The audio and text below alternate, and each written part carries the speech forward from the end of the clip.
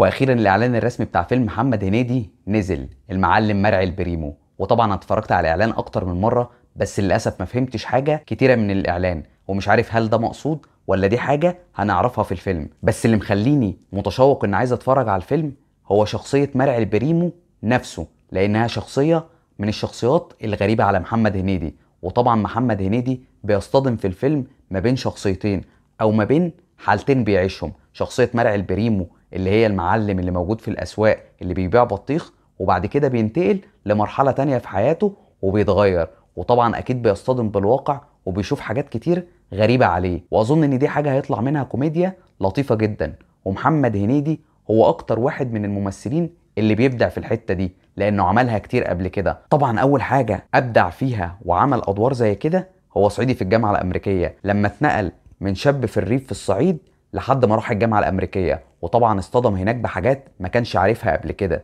وهنا بدأت تحصل الكوميديا اللي شفناها، أو الدراما كمان اللي شفناها.